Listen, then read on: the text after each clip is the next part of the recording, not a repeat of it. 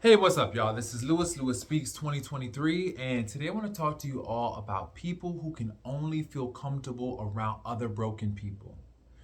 I feel like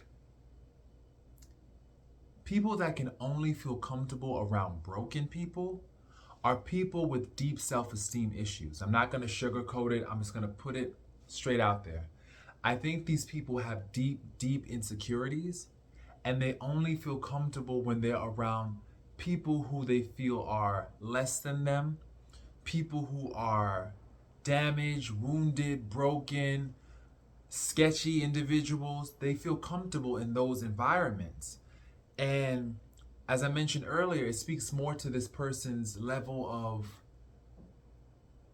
self esteem and feelings of self worth, because when you feel as though you are a good person, when you feel confident, you feel good about yourself, you don't want to be around broken people. You don't want to be around people that try and undermine your confidence, people that can't be happy for you. You show me your friends and I'll tell you who you are. There's also a belief that we are all the sum total of the five people that we associate with the most. I've heard this philosophy that you are the sum total of the five people that you hang out with. And so, if you're hanging around damaged, broken people, then you're going to be the sum total of those people. I try my best not to hang around people that are insecure. I find people that are insecure to be dangerous. And here's why. People that are insecure will do anything for validation. It has been my experience that people who are dangerously insecure don't mind cutting your head off to stand taller. They don't mind putting you down. They don't mind criticizing you. They don't mind undermining your confidence and your good feelings about yourself in order to elevate them. And I think that if you enjoy spending your time with broken people, chances are you struggle with some deep insecurities. And you need to be around these broken individuals. You need to align yourself with this damaged, wounded energy because it makes you feel functional by comparison. And a lot of people, they want to feel good. And hanging around people who are successful, who are shining stars, who are confident, who are intelligent, who have skills, knowledge, and abilities, it makes some people feel very inferior. And a lot of people struggle with an inferiority complex. They struggle with feelings of inferiority. They can't be around people who are doing well. They can only hang around people that are failing or in some way damaged. You know, I had an ex like this. The ex was always just associating with people that were just broke down messes. Anytime that I had some good news or I was telling them about some new task or some new accomplishment that I had, they would just be seething with bitterness. They could not be happy for me. And that's because they had low ego strength. They didn't feel good about themselves. They felt worthless inside. I had a couple of exes like that. And as you can see, they are exes. Because initially they came to the party fully dressed in their confident disguise. Then, as I got to know them, I started to see some dangerous insecurities. How they would criticize me, put me down, in order to make themselves feel better. Insecure people always do that. They can't see you shine. They can't do it. They cannot see you shine without there being some form of issue, some form of conflict. And that really speaks to their own feelings of low self-worth. I've had supervisors too. Supervisors who have been very threatened by my skills. They've been threatened by my confidence, and so they've tried to undermine me all the time in an effort to try to, I guess, prove their superiority or try to challenge those feelings of low self-worth, whatever have you. I realize this. You got to continue to climb towards your shine. Every single day. Don't dumb down. Don't dim your light trying to please these people. These people got their own issues that they need to work on. It's not your responsibility to give other people self-esteem. It's not your responsibility to nurture and try to uplift and try to heal them. Mm-mm. You know, your job is not to manage other people's insecurities. Your job, you're put on this earth to actualize your full potential and realize the strength of all the gifts that God gave you. You know, in the Bible, it mentions the parable of the talents, where God gave various talents, and this is money, to three different individuals. You know, two of them took that money and they made it grow. One of the people took that money and buried it, hid it. They hid it. It didn't grow any interest. And in the end, God took what that person had who buried their talent. He took what they had. Now they have no talents.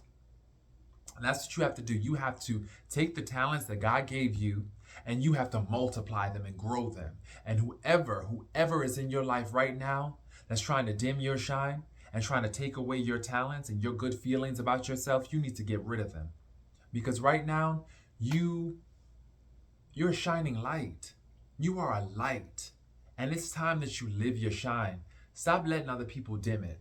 Stop. Because in the end, the same people that's trying to dim your shine are the same people that are trying to be like you. That's the funny thing. These people want to be like you. They want to get to where you are. They want good feelings and to feel good. And here you are, allowing them to dim your shine. No, don't do it. It's time to actually take your talents, stop burying them, and start putting them to work in the service of your purpose. It's time. It's time. Not yesterday, but right away. Because we're getting deeper into this system of things, and we're learning that all the people that we care so much about pleasing, so much about, trying to make happy, these are the same people that won't be with us in our final hour. We're putting so much emphasis on trying to please and make them happy and trying not to have any conflict. Who cares? At the end of the day, you got you. And at the end of the day, when you reach your final hour, you want to say to yourself, I have maximized my talents, my gifts, my abilities. I have built upon what God gave me. He gave me these gifts, and so I'm going to use them in the service of my purpose, of His will. Because I tell you, I've allowed too many people to knock me out of the box, to make me feel like I was somehow wrong. I was somehow the problem. I realized I've never been the problem. I've always been the solution. What has been the problem is my over concern about what these people think.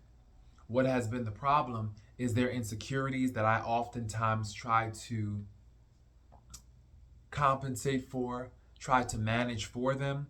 That has been the problem. And so, no more. We're done with that. Today's a new day. You turn the page and you say to yourself, what am I going to write on this page today? What am I going to write on this page today? I am no longer associated with broken people. Me personally, I did a clearing. I got rid of all the broken, damaged, wounded individuals in my life who are insecure. I've limited contact with certain coworkers who are definitely insecure. No, don't need to be around that mess. I've definitely learned to prioritize my voice. You gotta prioritize your voice. You have to learn how to articulate and celebrate your voice. A lot of people, they don't want to hear your voice because they're insecure. They don't feel good about themselves, so how can they ever feel good about you? But who cares about what they feel? It's about what you feel. At the end of the day, you matter. The end. You're the one that matters at the end of the day, and you have to remember that. Growing up, I was always taught how to be good for everyone else.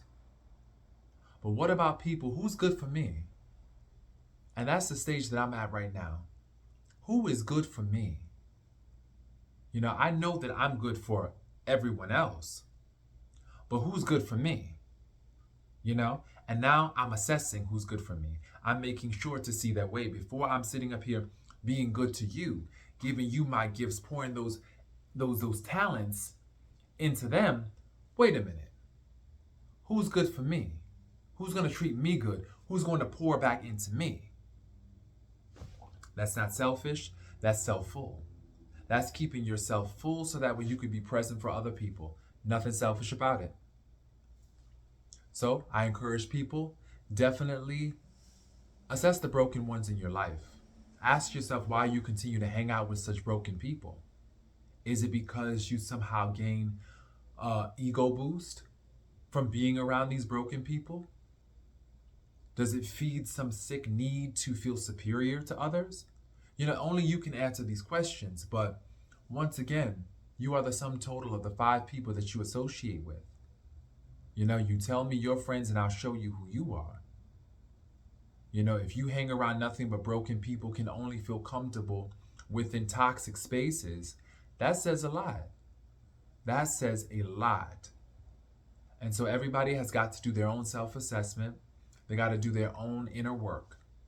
Me personally, I make it an effort not to align myself with anybody who's broken. You want to be broken? You want to stay broken? That's cool. We all come with our wounds. My question is, what are you doing to heal them? If you're not doing anything to heal your wounds, well then you need to go that way. I'm not here for that. I'm on a different path. I'm on a different life journey. I'm moving up. You either want to move up or you're going to be left behind. It's just that simple. So I encourage everybody else out there to adopt that mentality, because this is your life. This is not a game. This is your life. Treat it accordingly. Treat it like it's fine china. Treat it like it's worth everything, because it is. It's worth everything you got to give it. So give it your all.